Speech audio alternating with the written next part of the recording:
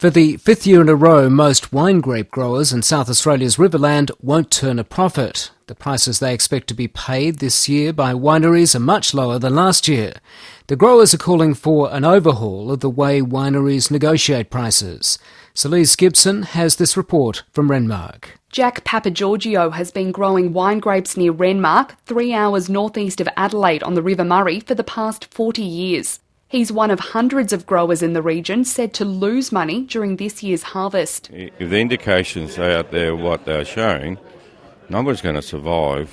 It's going to be pretty tough. It's not going to be tough just for the grape growers. It's going to be tough for our small business and the Riverland economy. You know, you take away $20 million out of the Riverland economy. Indicative winery prices suggest the farm gate income in the Riverland could plunge $27 million this year. The Executive Director of Wine Grape Growers Australia, Laurie Stanford, says the problem is simple. Australia is still producing too much wine. Look, I think that oversupply is the fundamental reason, and the solutions there are both supply adjustment and growing demand. And Mr Stanford says there's no short-term solution. Prices this year, being as desperately low as they are, would suggest that it would be foolish to believe that we could turn around for the industry as a whole for quite a few years yet. Is this sort of pricing sustainable for wine grape growers? No, definitely not. The prices that are being offered are well below cost of production. So these prices being as low as they are definitely going to mean some hardship for growers. Wine grape prices in the region have been on the decline since 2008.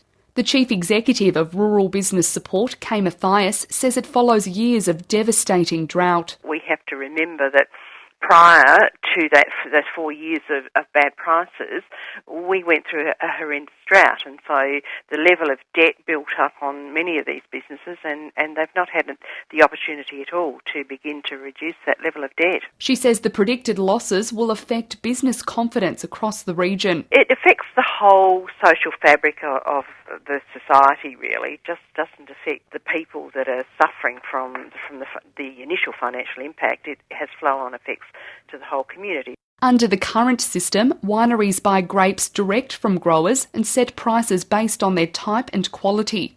Mr Papagiorgio says it means growers have very little bargaining power when it comes to setting prices. He says the industry's code of conduct, which was designed to govern the sale and purchase of grapes, is flawed and must be overhauled. I think everything needs to be reviewed.